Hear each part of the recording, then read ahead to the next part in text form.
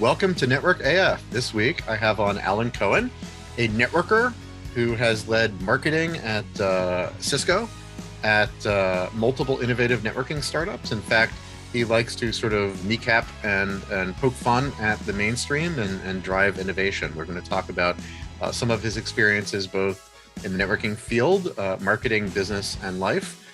Please join us, and I think you'll love the episode.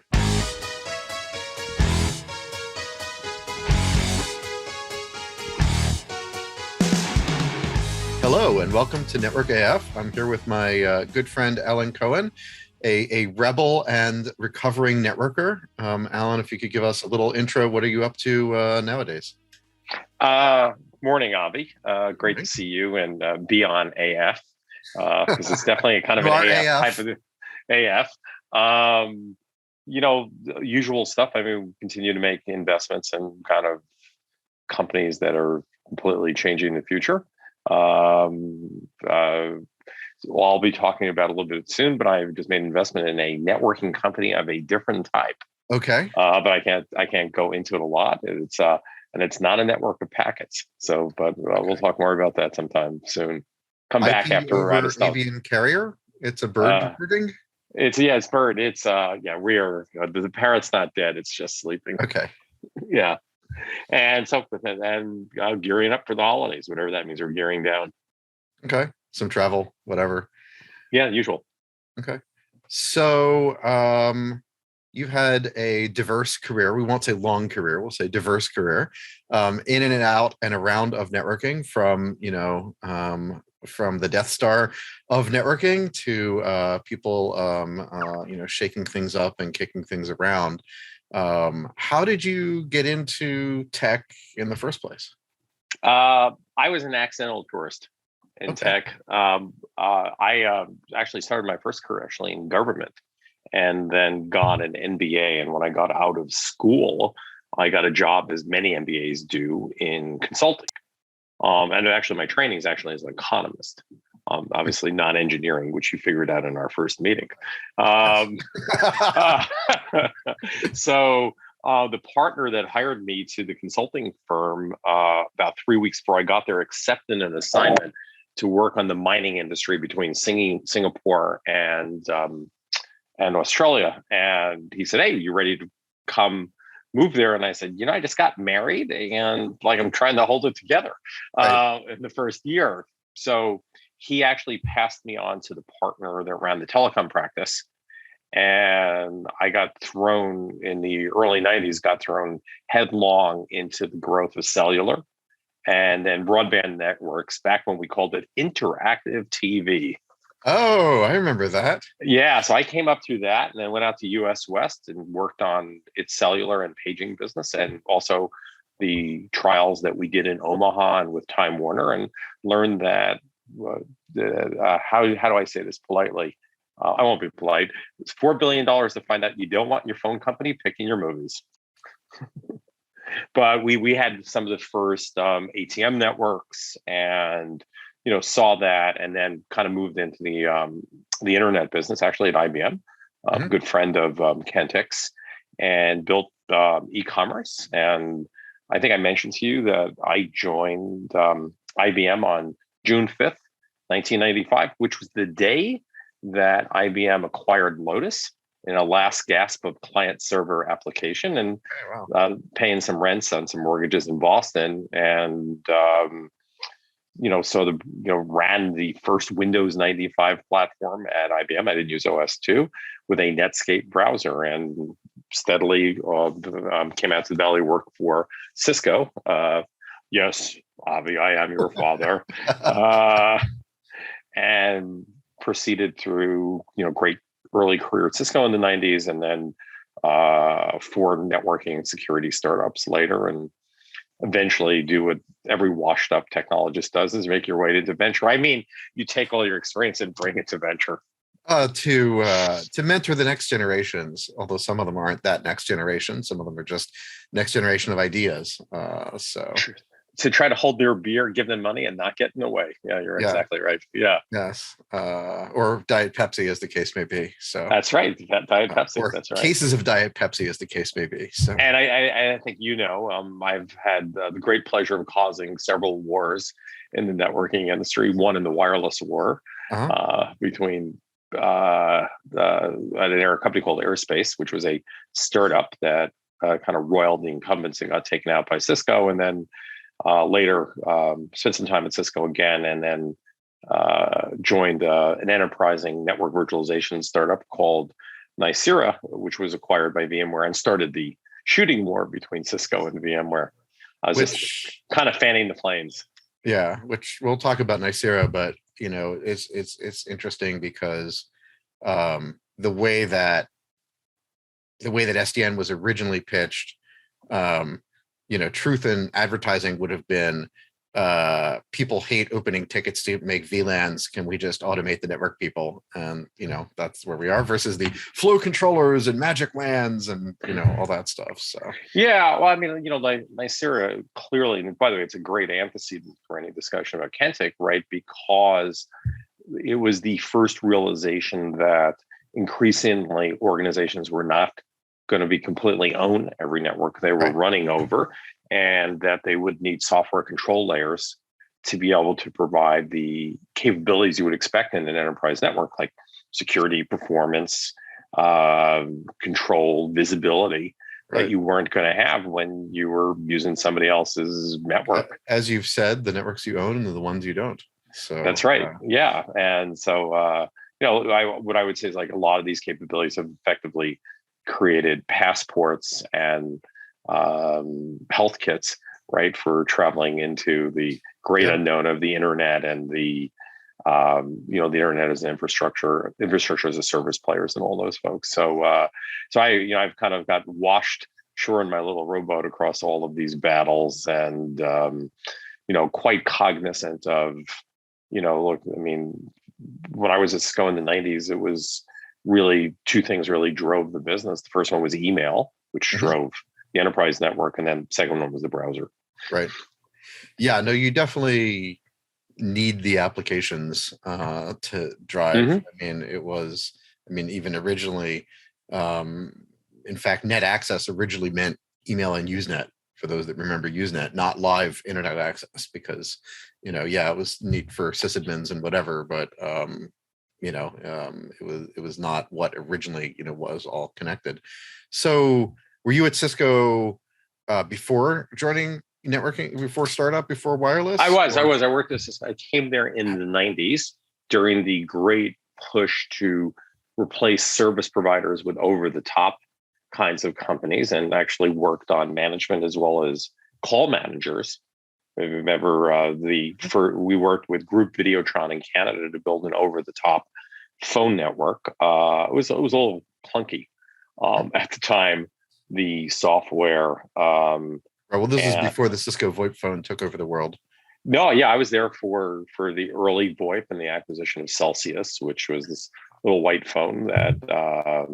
And the demos would be you would take the phone and plug it into the different Ethernet ports. Like, oh, look, it still works, right? You can still make calls, and because and what was interesting is that architecture was very client server. It wasn't very internet-ish, which is why it had to be, rebuilt. But clearly organizations were, as the applications became increasingly networked, we're deploying as fast as we can, and we were hiring as fast as we can, and we had to create things. I was there with Tony Lee, came up with BGP. It's like somehow you had to make the routing thing work. And, the death of, we acquired Stratacom, and we had kind of the slow burnout of ATM as basically IP and Ethernet just kind of rolled everything. It was the Bitcoin of networking protocols. It kind of rolled over everything for like, actually still is, right? It's still kind of rolled over. Yeah. I mean, it's definitely funny. I remember oh my God, we've got an ATM pipe full of frames, but no packets coming out the other end because congestion control is not synchronized, and BGP fighting The IGRP is the Cisco. Oh, yes. I mean, Yeah, the IGRP SPF or whatever. I just saw a funny cartoon. Well, and then we realized, like, oh my God, we've now shipped X millions of devices, and we don't have like anything that actually manages them all either. Right. Well, that's a separate thing, is vendors and software. But we were selling too busily to work, too quick to worry about management. Well, people, that was somebody else's problem, right? Yeah. People used to think I was religious, and they're like, what IGP should I use? And I'd be like, well, look at the cards you need to use, look at the release notes, find the IGP with the fewest bugs, because in the 90s it was like stick a FIDI card in and Spark spit out the hissy port, and every other byte gets dropped, and you're like, I don't even know how that could happen. But they weren't real operating systems. What was it like? I mean, that was back when the giants. You said Tony Lee. The giants walked to the earth. Joel, what was it like Vine, at Cisco then? Joel Vine. I mean, like the people who worked in the lab, like with Len and Sandy at Stanford, right? Mm-hmm. It was growing so quickly. There was kind of two things going on. At a pure geeky level, there was still an enormous amount of building and creation of protocols and capabilities, because the little router printer network they set up at Stanford was not exactly the ideal architecture for the something that would manage something at the scale of Amazon Web Services, right? If you think about I always think about things in terms of LANs, right? Like you had your LAN, and like there's a little LAN in the Cohen household, and and then there's your office, and there was campus architecture, and then there was wide area and data center architectures, and then overlay where your experiences on the internet edge, and they were all kind of separate. And so we were doing, I think, very rapid incremental innovations on one hand, and then like some of my colleagues, not I, were building these can I say it? BARs, BFGs, BFRs. Big BFRs, right? Because as applications like voice, but more importantly, video started to get layered on in the late 90s, it was freaking routers needed to pass the packets. Yep. A lot of routers, and line card updates were just not enough. So there was this massive explosion and hiring everywhere, and we were doing, I don't know, an acquisition a month, a week, couldn't tell. Yeah, I hired someone who when I was at Akamai, who had worked at Cisco in Australia, and he told the story about literally the fax machine was out of paper, and they just kept, the fax, people kept dialing the fax machine to make orders. They couldn't, be bothered. Couldn't change a paper fast enough. Yeah. Yes. They couldn't be bothered to answer the phones unless it was, like a $3 million order. Yeah. I was there for the e-commerce era where we got rid of the fax machines, and you just watch the money rolling in on the server. What was interesting also was, I can remember a management meeting, probably 98, 99, where Chambers got up on a chair and said, "You're not hiring fast enough. We need to scale." So, I mean, obviously probably Dell saw this, Intel saw this, Sun saw all of this. You saw this at Akamai. There was such an explosion of infrastructure, just the support, effectively back office applications and a little communications, right? Yeah. If you think of the profusion of applications that the network has to support today, it's nothing. And we did not have remotely the amount of developers, like HashiCorp went public yesterday. Right. You look, GitLab went public, 2 months ago, and which, by the way, I think is fabulous for us at Kentic, right? Because what are all those developers are going to do? They're gonna build stuff that's got to move around on those networks. And right, no, it's awesome. People think, oh well, the network, it's just APIs, right? There's no people. It's like, well, automation doesn't mean simplicity. Ultimately, something needs to make it go. And well, it's got to work. I had a license plate holder that said the network works, no excuses. That was my first license plate holder. Yeah. From Cisco, because it didn't always work, right? And so I think it's like every form of communications. When I worked in telecommunications at US West, we got out of the cellular business because we had a very small footprint, and people don't remember this. It was other Booz Allen or McKinsey put out a report in the early 90s that they'd be lucky to be 1 million cell phones in America. Right. It's 5 computers, 1 million cell phones, yeah. Yeah, I mean, so it's, the avalanche of, well, I mean, I guess at some point somebody's got to be the network provider to the metaverse, man. Yeah, it's interesting. Next week, interviewing Dave Schaefer, Cogent, an iconoclast, Yeah, partnered with Cisco. Did I very remember well. him as I remember Cogent as a customer Yes, from 20 years ago. Yeah. yes. No, it's amazing what they've done. And speaking of, I remember being. I think the first time I met him was at George Gilder had a Telecosm conference, which was largely promoting things that I wasn't. There was this concept called store with and stuff. I wasn't. Avi, this is so bad. Before I joined Cisco, I was forced to speak at a conference called Vortex that was put on by Bob Metcalf and the gang from Network World. This is like OG story time for network. Most people have probably like clicked off and they're probably trading, Shibu coin right now. But IBM bought a slot to do a speaking slot, and nobody would go because we had obviously lost the networking. And I was the lowest level executive that couldn't say no. And I was supposed to speak after John Chambers and before George Gilder. And I said, that's like going on after the Stones and before the Beatles. You're a pretty good storyteller, but even so, I said, they're going to go to the bathrooms. They're going to go get a hot dog. So I called up Metcalf. I said, send us $250,000 back. And he goes, well, what do you want to do?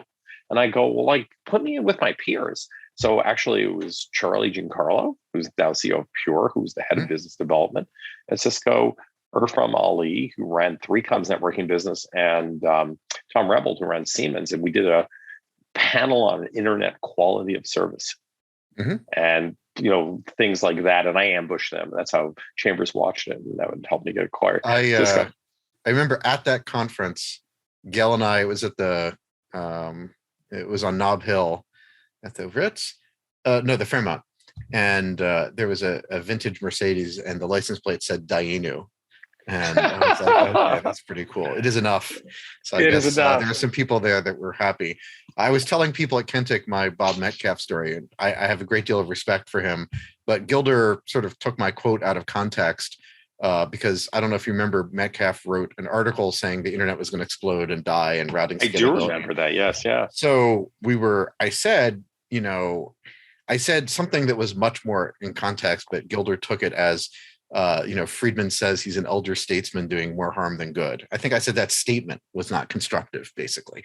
And so then he called me a brash young ISP brat wet behind my packets. So he can be alliterative and, literate as well. Yeah, look, co-inventing Ethernet didn't completely suck.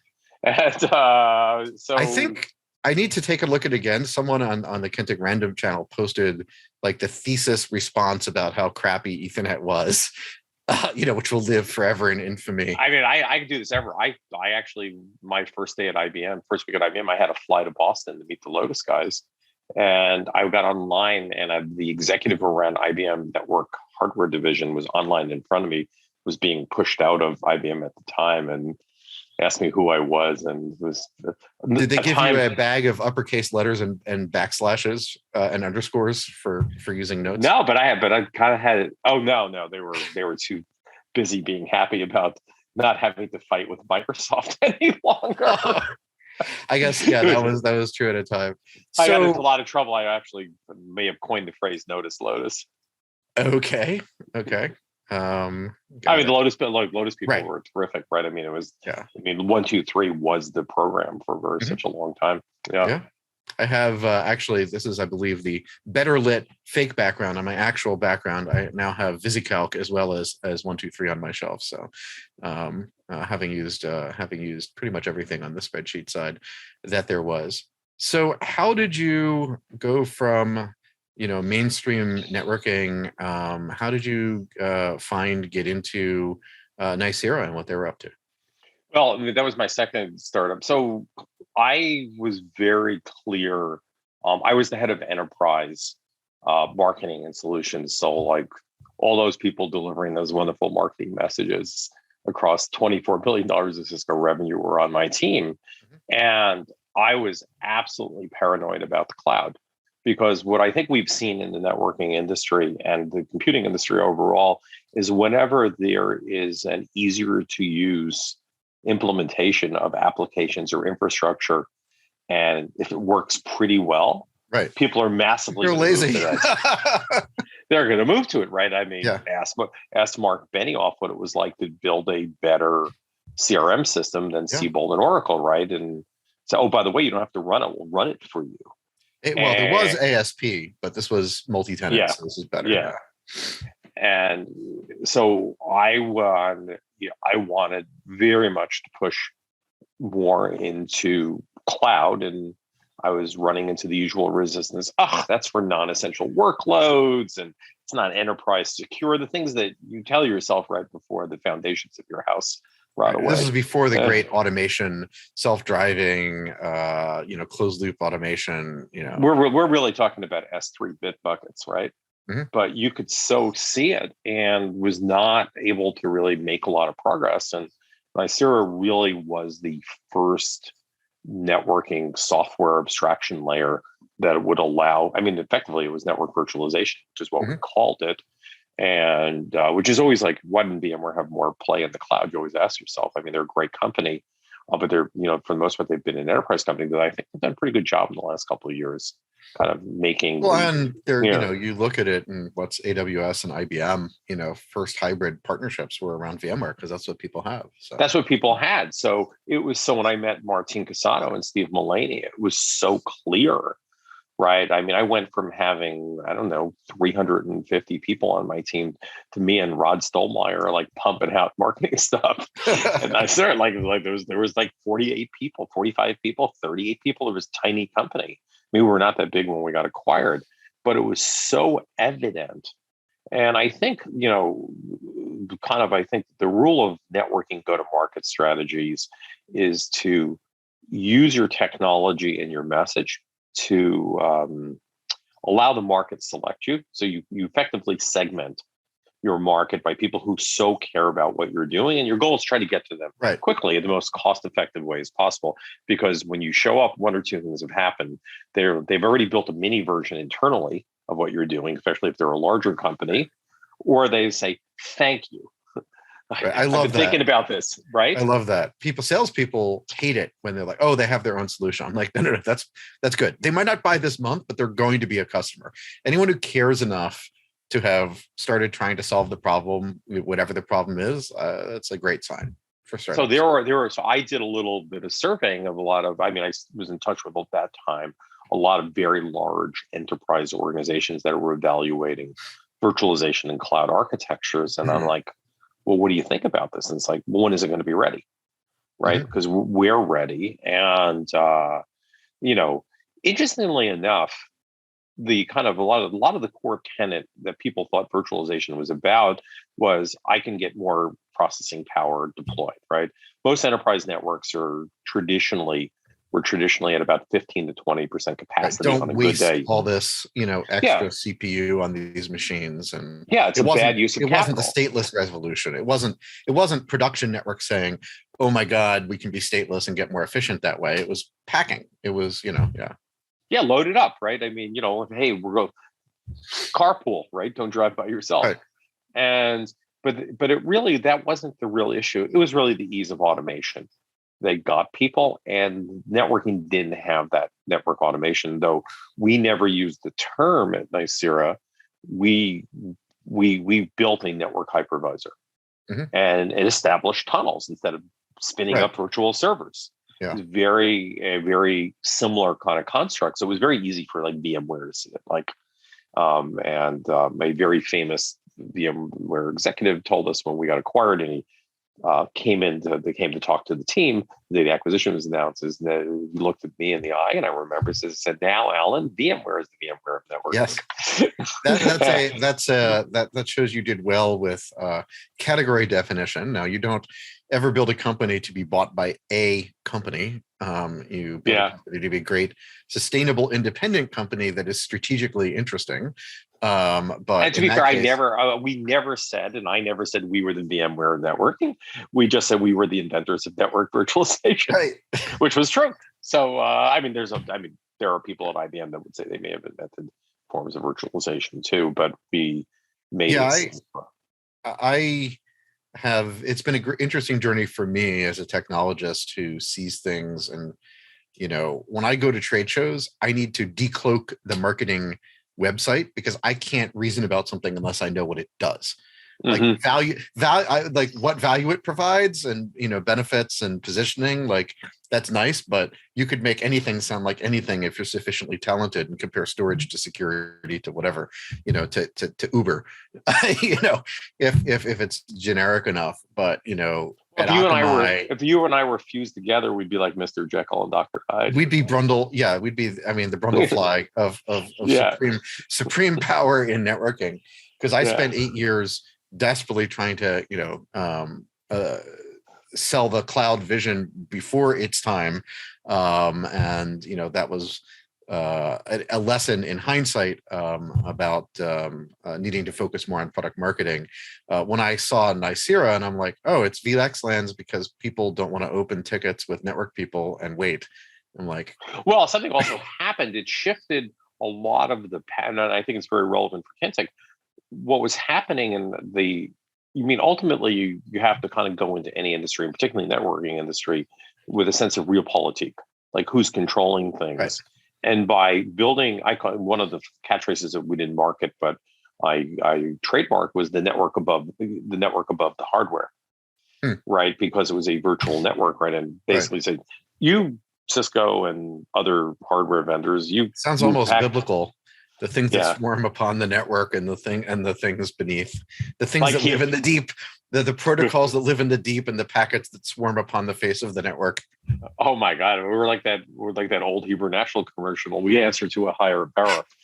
We're just software, not hardware. Matt Acco, who's like, so we usually say, one platform to rule them all, and in the DNS bind them. I think he was like, so that no packet shall be left behind, and no lessons therefore lost. So and so I think but clearly the thing that was important there is we shifted the control plane into the hands of the server administrator, right, who was running VMware, right, not the network. And and it turns out that was really interesting and obviously very attractive to VMware, right? Of course.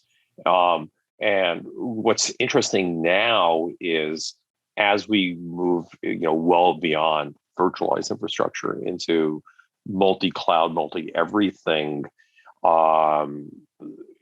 it's actually not as simple. It's actually kind of come back that networking people are kind of darn important again. Well, plus there was this thing called COVID, which was not there in the before times, and people like, SneakerNet, if you don't have connectivity, then you can't learn, you can't work, you can't participate in society. It's become real. So you can't, and it has to work well for you to be effective. Hence, you get market leaders like Zoom and major players like Equinix and security players like Netscope all working with, Kentech, because the performance and visibility. I was just going to say, those sound familiar.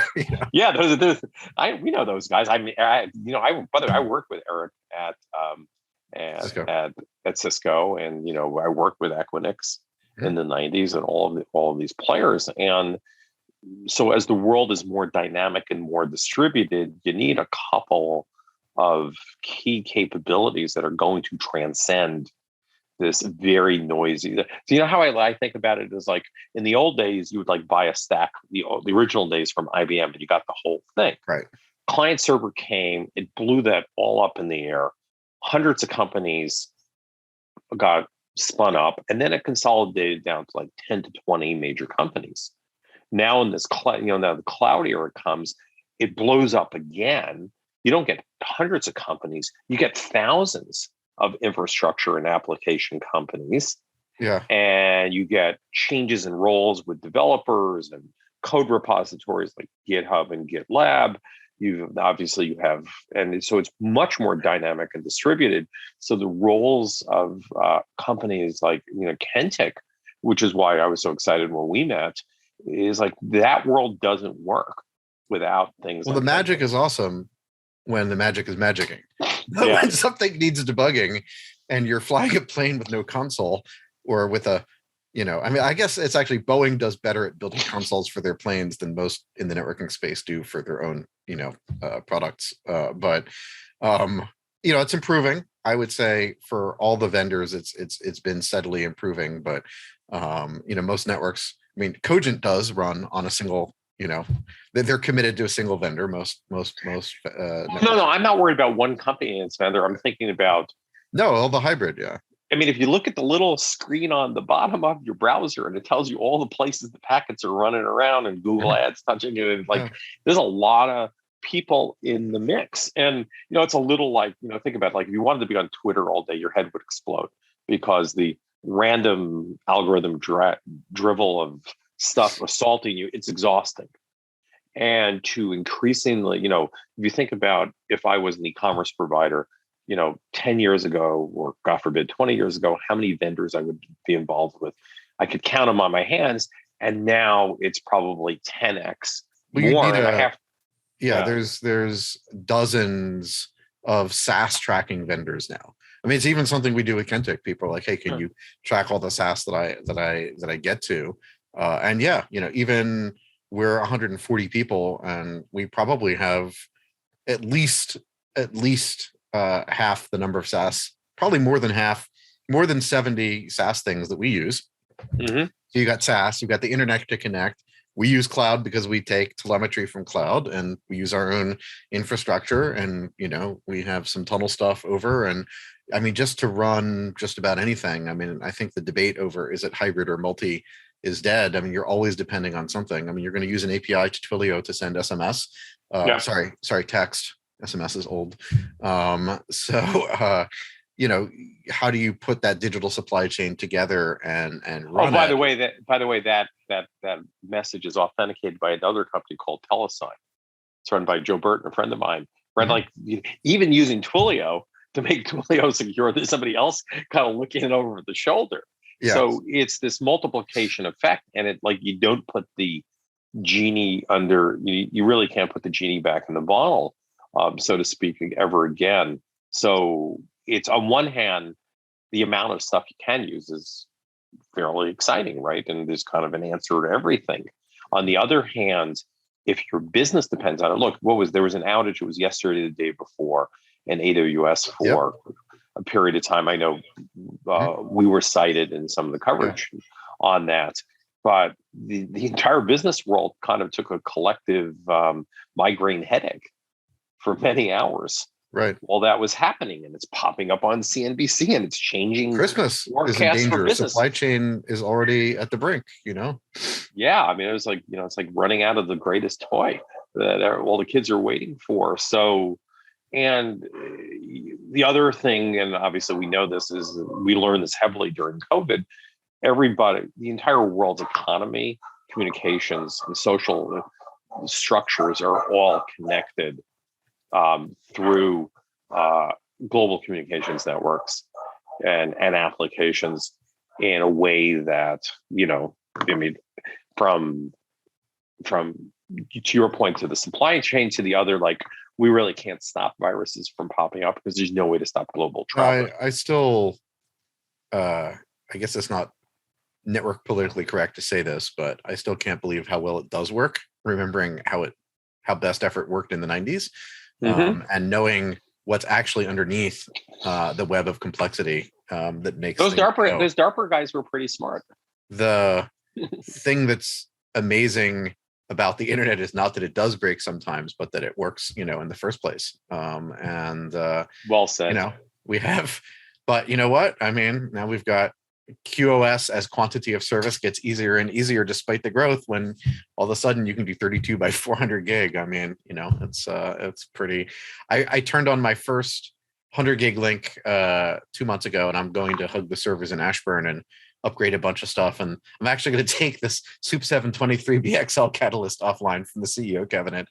How old is that? The 7200 it's an old No, box. not the VXR, not the 7206 VXR. That was 95-ish. Yeah. No, this is just a Catalyst. Doug's product line for a bit. Doug and Jay Shree for a bit back at. So you're going to give Doug and Jay Shree an upgrade with their new stuff?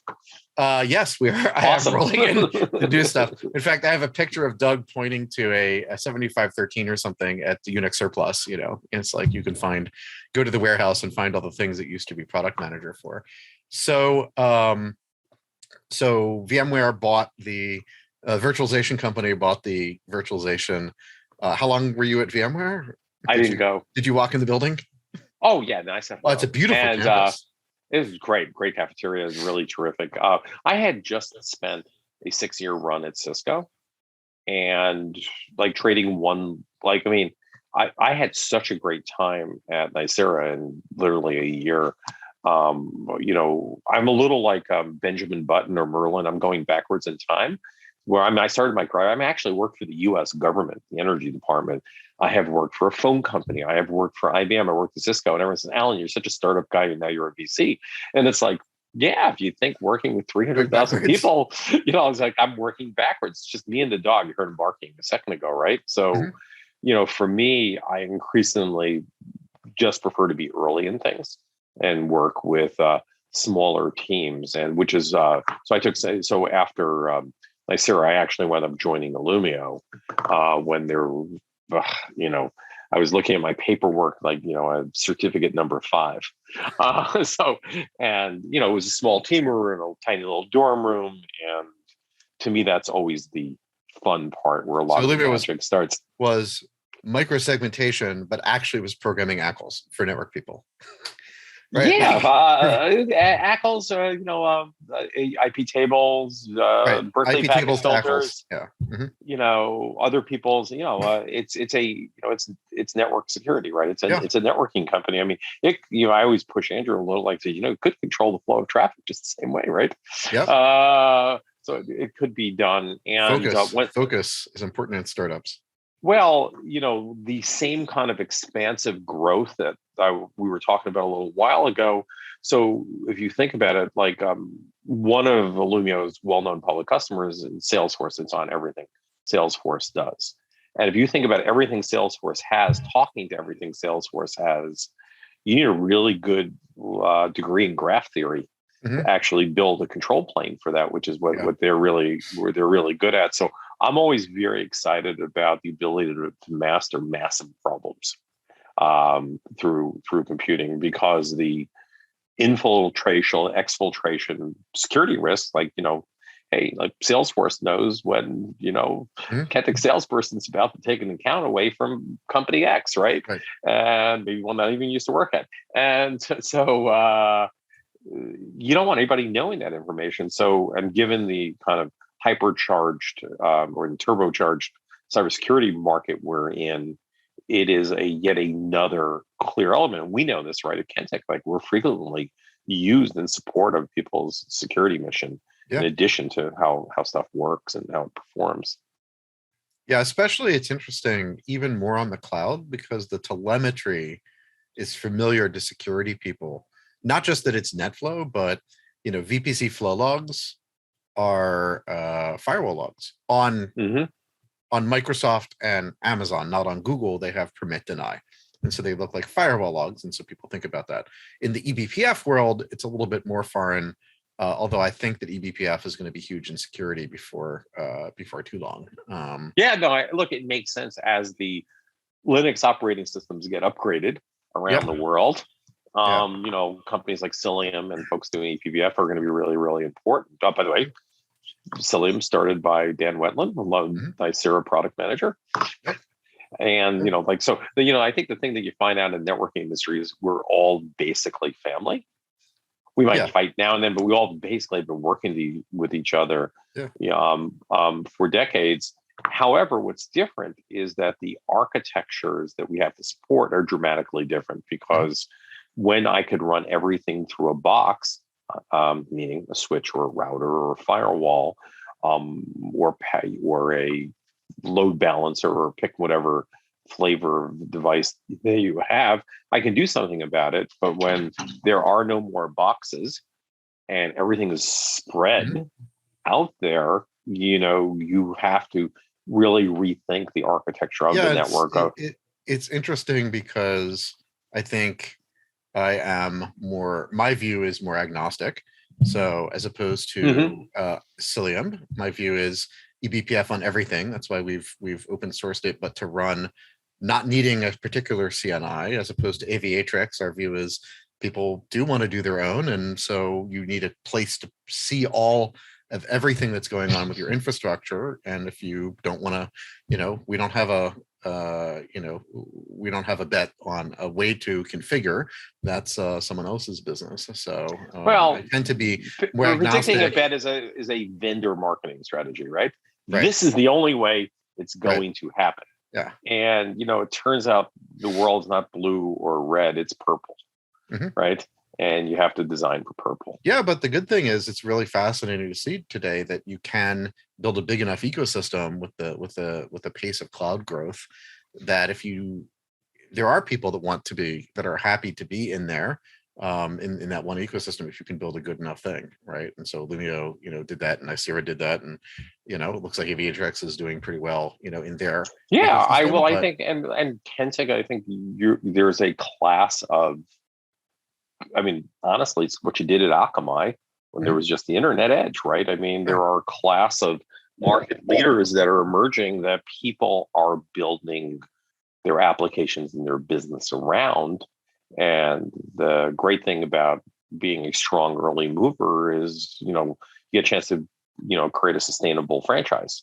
I mean, there's a lot of stuff running over Kentic today, right? Yeah.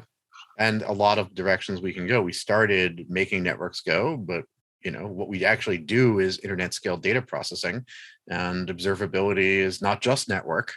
So we partner around that, and there are things that we do directly around that. That's why we're tracking, again, eBPF, whether it's, yes, there's still SNMP, and I know what that stands for. We still remember what that stands for, and NetFlow and SFlow and VPC flow logs and eBPF, and really up to you don't think your listeners know what simple network management protocol? No, but you were telling me about someone who had forgotten. Oh yes, they couldn't got it. Well, it's I don't remember what I ate in the cafeteria in 1998. I was just looking at a Twitter thread again there's a Twitter thread of best names for the IP over avian carrier one. I think my favorite was Token Wing. Wing. Yeah, there's some good ones. Spanning free. So before we had met, I go to trade shows, as I mentioned, we call it vendor torture, like try to figure out what everyone's doing. I have to say, I think I would give Illumio one of the best awards, or at least for a few years in a row, best award for best demo. Yes. I mean, I'm very proud of that because of the visualization, right? Yeah. Well, and just the script and taking questions, and we rehearsed the heck out of that, and that Matt Glenn, who's the head of product there, and I put a lot of time into it. I'm of the school, since I am not an engineer, that I have to be able to do the demo and explain it, which means anybody in the company can. And to do that, you actually have to know what you're talking about and be scripted. And number two, you have to visualize it in a way, also known as eye candy, right? Right. At these events, because people see they see the illumination map, and they see the global view of billions of servers and packet flows. Right. And then you can drill down. I always call that's the universe view. And to be fair, the galaxy view. Flows. It's aggregates. There could have been traffic. Right. It's in the state. You don't actually. There was traffic at one time. At one time, the line. Right. You need traffic to get the line. Right. And people do that. They look at it. We did that in Wi-Fi, by the way, too. That's where we came up with that paradigm at Airspace, which is that the traditional management protocols, management systems were like, okay, I've got an access point here, minus 85 minus dBm. Is that good or bad? And I didn't know anything. So we said, oh, here's a heat map. And oh, by the way, instead of having to interpret signal to noise ratio, we'll just make it green, yellow, and red for you. So you'll know. It's interesting because we started the original insight that led to Kentic was really that people didn't know what questions they needed to ask in advance and needed to keep all the telemetry and be able to analyze it and make it as fast as if you were doing roll-ups.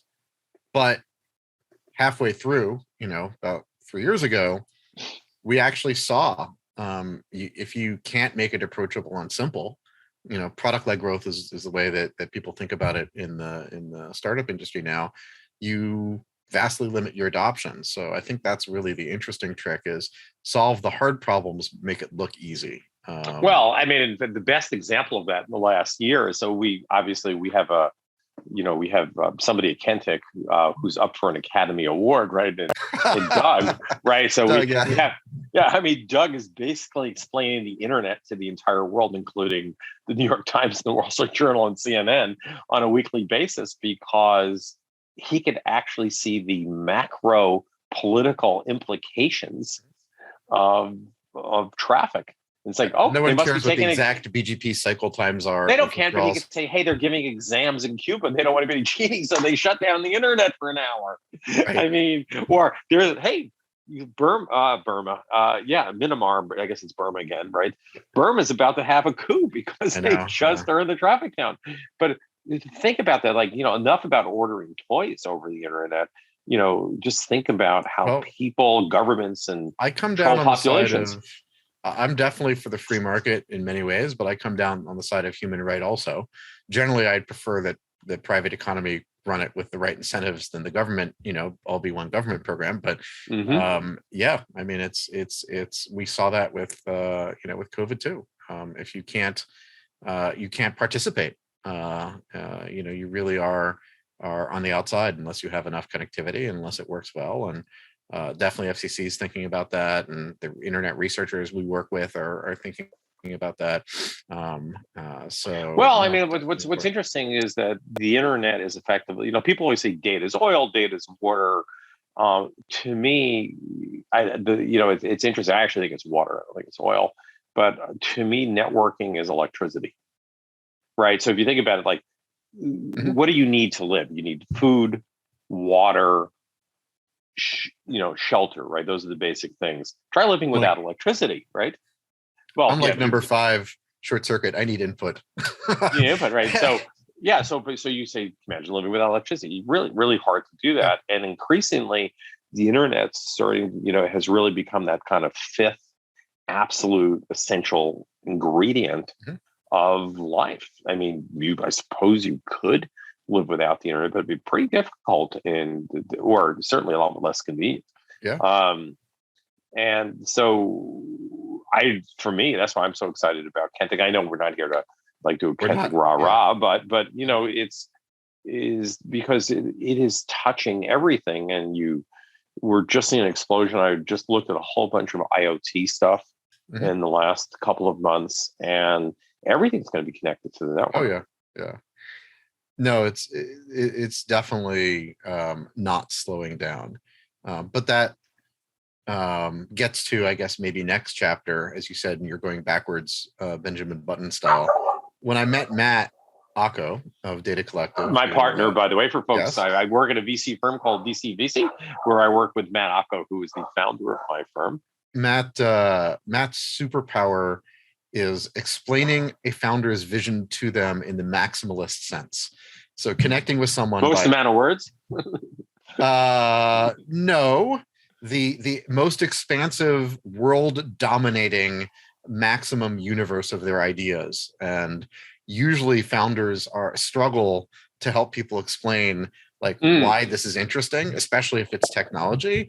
And like I said to Matt when we first met, should we go through the pitch deck? He's like, no, I understand it. And I'm like, you are so full of shit. And then in a few words he explained to me, and yes, definitely things don't always go as you suspect. So I guess I was not surprised when he introduced me to you, and you have some of that skill too. But I am curious, at a point in your life where you could do many things, what drew you to to the VC side? This is not very networking oriented, or even what drew me. Well, DCVC really was a large part of it.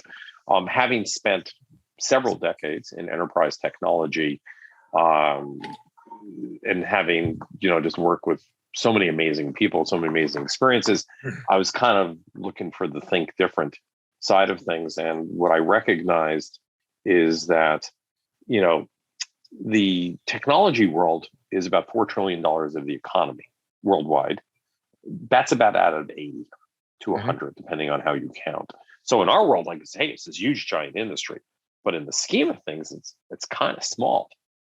And most of the world has not had its digital transformation internet moment. Agriculture has had very little of it. Healthcare, which is certainly very interesting, and certainly we've seen this with the mRNA and vaccines, is just beginning to have its kind of computing moment, right? I always say that God's a programmer, and the human body is 10 trillion lines of code. Supply chain, food, energy are all industries that have to transform. One, because we're going to burn the planet down. If we do, two, we're going to start revolutions, because the equanimity and distribution of goods and services has to, you can't add a couple 100 million people to the middle class every year unless they're going to be able to have an iPhone or its equivalent. And the ability to actually put some fingerprints on the future of other parts of the economy and the other parts of the world, and do some things that would have some other legacy that would make the world safer, cleaner, and maybe more equitable for my kids, was a big driver. DCVC were seed investors in Illumio. The original name of DCVC was Data Collective. That's what the DCVC is. Having made a lot of bets in a lot of big data infrastructure companies, folks like Databricks and Elastic, and so on and so forth. But in the last 5 years or plus, they've really shifted into deep tech. Space. So space. Yeah, 2 days ago we had an IPO and a company putting up a rocket in the same day. Planet Labs went public on Wednesday, and the same day, our other company, Rocket Lab, had set up a bunch of satellites on Electron, which, by the way, uses additive manufacturing, 3D printing to print its rocket engines. Right? Print me a rocket engine. Okay. Right. Click. And it takes more than a minute, but it prints it. And so that was important. And I think just for everybody, for their brain, the ability to learn a whole bunch of stuff, particularly a whole bunch of technical stuff, and how other industries work, was like, couldn't believe somebody would give me a job to do that. So it was highly, highly, appealing to have a different chapter in the technology industry, as I, using myself, my feet in the third version of the internet, and now some of these other industries, and just amazing companies and people working on really hard problems. And I think it's true.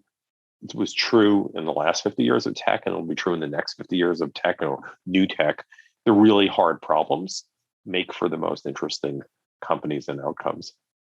Yeah, and what is interesting as someone who's led companies is how hard it can be on the inside to explain, and how critical to the success of companies it is to frame and explain, which I was thinking about in hindsight. Again, it's a superpower of Matt's, and it's something you're pretty good at as well. And that is, from a marketing perspective, right? How do you get deal flow?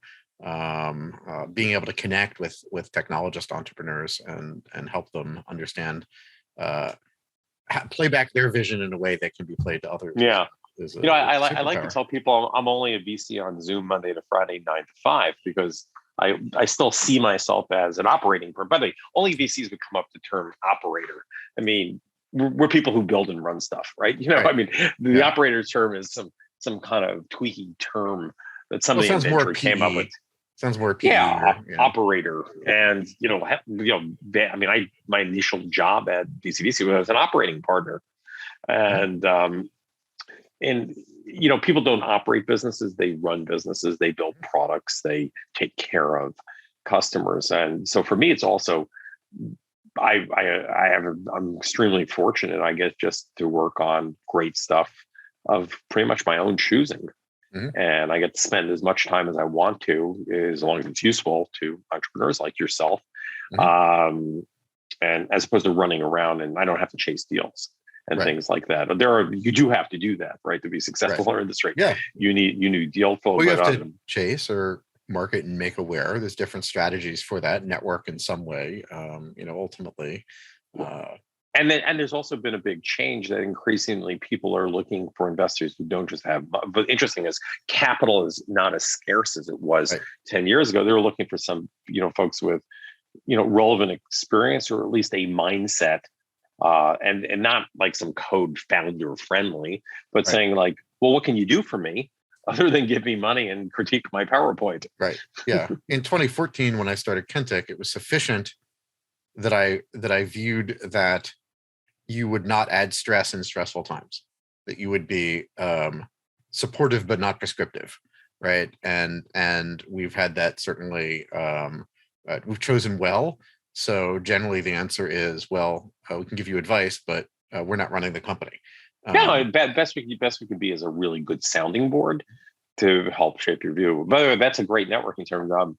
Joe Pinto, who was the guy who ran customer support for the long run, I mean, 25 years. I mean, he was in the first couple 200 employees of the company.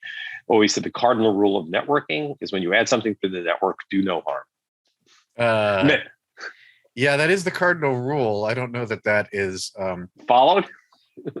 I mean, I have given a lot of shit privately to people, pointing out that if what you ask vendors for is a new protocol every month, you will not get stability. If what you ask vendors for is stability, you might get stability.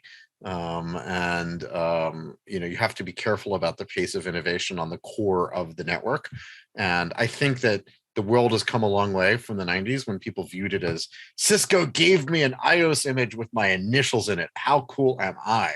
To, oh my God, that would be the worst thing ever if you had a vendor, that needed to do that. And look, Arista led the way to single train. And I think Juniper's there too now, and Cisco's not.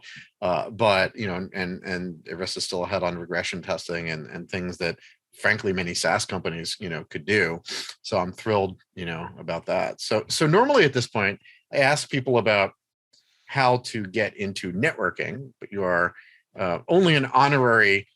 You are an honorary and spiritual networker, but you are now off on the dark side, on the VC side. So, any interesting ways, if people are interested in having this intellectual eclecticism? Well, look, I mean, I think there's multiple ways to do it. In fact, there's more ways to get into networking now than there ever has been. All kidding aside, right? I mean, yes, you can join a networking company. You can join somebody who joins networks, or you can be a developer. Yeah. Right. And write your own layers. Yeah. And you write, and you can be building an application, and inevitably you're going to have to learn how the network works, right? I used to have this triangle. If folks on, maybe it's not easy to visualize. At the top of it, I called it the cybersecurity triangle, or the networking triangle, depending on who I was pitching at the day. And at the top, it was no, like, you can't do that. You can't touch my network. And then when you go in from the networking people to the application people, it was like, slow, like, don't break what I'm doing. Right. But then when you got to the, to the absolute person writing the application itself, is like, go, like, let's get our stuff out there. Right. And so you're always somewhere on that triangle of slow, no, and go, to do that. And so, we were just talking, a little bit earlier about Cilium, or you talk about cloud stacks, or building something in Amazon or Azure. You have to attach network, or make sure things work in the network, and the speed at which applications get pushed and revved means you have to be much more cognizant. So I think there's just a lot more ways to get into it. And 5 years ago, I think a lot of people thought networking was just some commodity. It was like electricity. Like, right. If the electrons flow to the socket, they flow to the socket. That's all I care about. And I think, maybe it was wrong. I think it's extremely relevant again, and actually kind of exciting. It has some really good energy. Yeah, it's very interesting to see. There's also some challenges because there are still some concepts of networking which you do need to understand to debug, because there are enough bugs that you get into the physics homework of like, what are the first principles? I think this is a vendor bug. But for networkers, it's not sufficient to understand, distance vector algorithms, and you need to know up to service mesh and understand into applications. So I think it's fun, but can be hard for people to get into. And sort of as you were saying, I think that is a great way for people to get in, is to actually just sit down and write things that live on the biggest decentralized infrastructure that we have, which is not Bitcoin, but is the internet. It's not the blockchain.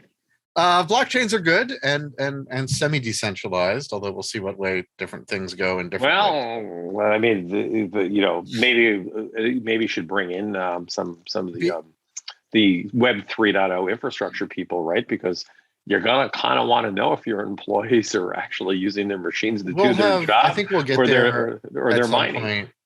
I think there's still a lot of those. Still a lot of the I'm going to build a computer on the internet things that are built by people. There's no applications. I mean, fundamentally. Yeah. But now that's not to say I'm negative on it. I'm just saying, multi-billion-dollar companies where there's actually no traffic or nothing being stored or nothing being computed, versus billion-dollar CDNs which actually deliver life. I'll just say there's a way to go. I'm bullish on what will be done there. But yeah, that'll be a different topic, and we can get your update from the field of looking out there. So yeah, last question. I'm sure that early Alan was had opinions and was stubborn, but if you could go back, Bill and Ted style, and play George Carlin and give some advice to early Alan, any things you would any experiences you would have shortcutted, or any oh well lessons? That's bought Yahoo at the IPO. Hold on, right. Or Google. No, I mean, I think Doge bought Doge.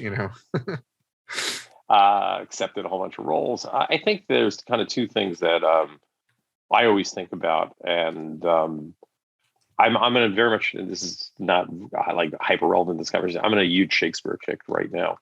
I've been thinking a lot about it. Because it's an incredible treatise on human nature. Mm-hmm. And maybe I get to a more reflective period. And it's not boring. It's never boring. Characters are so much better than what's on Netflix. Right. And there was a tragedy of Othello, right? And Othello was a soldier in one of the city states in Italy, and he was extremely jealous of his beautiful younger spouse, and he winds up getting killed at the end. I mean, there's always blood on the floor at the end of a Shakespeare tragedy, and his final lines is that I wish I had loved wisely and not too well. Mm-hmm. And for a lot of people who are building careers in tech, what you really, and I think you said this a little bit, is there an application for it? My first startup was a colossal fireball. It was a company called Tahoe Networks. The product was absolutely insanely good. It would load balance 2,000 sessions on a single router. It was built for the internet edge to allow traffic to come onto the network for mobile internet.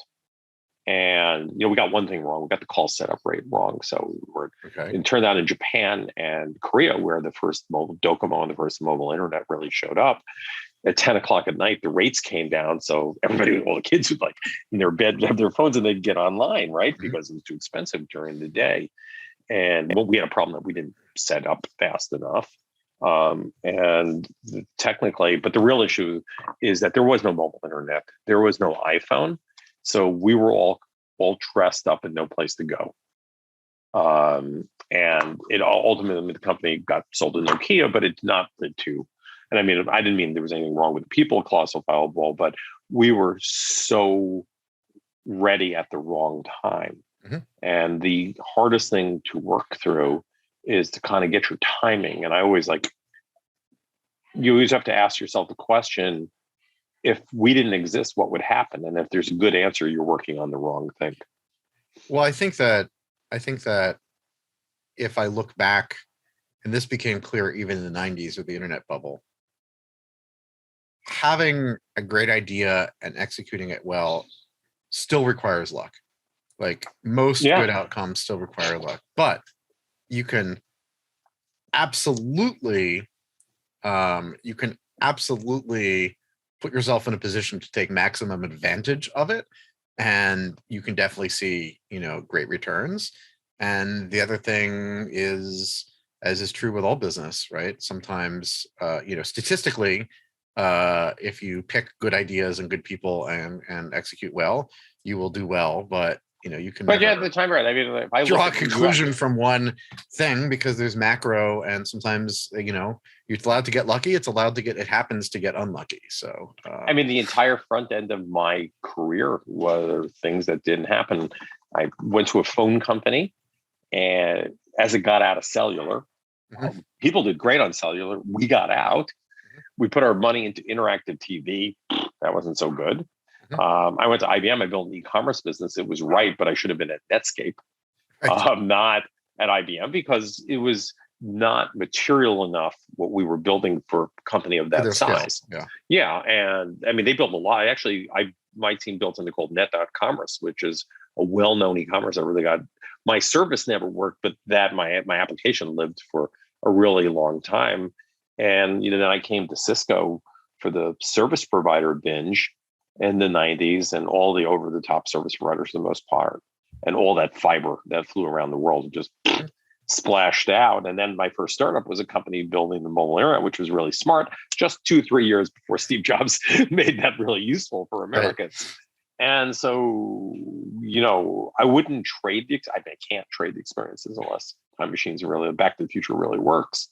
But what I missed was the market demand and the matching of the technology or the solution right. And it's something that you mentioned when VCs asked me to talk to a company, or when I talked to Kentic about some of our coming forays on more general data plane. I say, look, when we started the company, 90% of the 100 meetings were ask 2 questions. How much does it cost was usually actually first, and then when will you have it? And we've had some things that we've looked at where people didn't ask those questions, and we didn't have as much pull, or at least at the time, maybe we were a little early. And then, those are really good questions for someone to be asking. Yeah, man. And if that sounds interesting, I might play with it. That's not, they're being polite. That's not. Large, and then that's the lesson. Large companies will always play with your technology. They have large teams to do it. And, you inevitably say, oh, well, look, XYZ company is using it. Everybody wants it. It's they have a huge team, and a lot of them have a lot of spare time on their hand, and they're paid to look at new stuff. But, look, it's hard to get the timing right, and the model right. Like Webvan burned $1 billion, but it would have been pretty good to be into Instacart or DoorDash, quaintly right? Small right now to only, they only burned $1 billion. I mean, what's wrong with them? Yeah, no, that's true too. You never tell us VC like your heart palpitates. I totally lost $1 billion. That's not my style. So yeah, and we answer to a higher authority. They're called limited partners. I know, but it's funny because people people in the family are like, oh, so you're profitable yet? Almost like, oh my God, I'd get fired. Like, no, don't say that. Like, not in the next 2 years. Oh yeah, no. I see business plans all the time. We're going to be profitable in 18 months. I got, what, did you run out of market that fast? We'll do another show and break that down for people, because it is a little counterintuitive, but yeah. Well, I mean, that's basically you're investing in growth, right? I mean, Amazon built one of the largest companies in the world by having an investor base that wanted growth over profitability. Right. Dominance. Yes. It did really, really work. Yeah. At Akamai, again, another show, but Akamai actually had to stop saying dominate, crush, compete, whatever. We were trained in that at some of my large company experiences. You're not there. There was this little group in Washington called the Antitrust Division, and you really don't want to invite them in. Cool. Well, Alan, thank you. I can see we have some future shows we can do, and maybe we'll have the crypto review, in a bit. Awesome. It's been great working with you, and thank you for sharing your wisdom and being on Network AF. Thank you. Great to be here.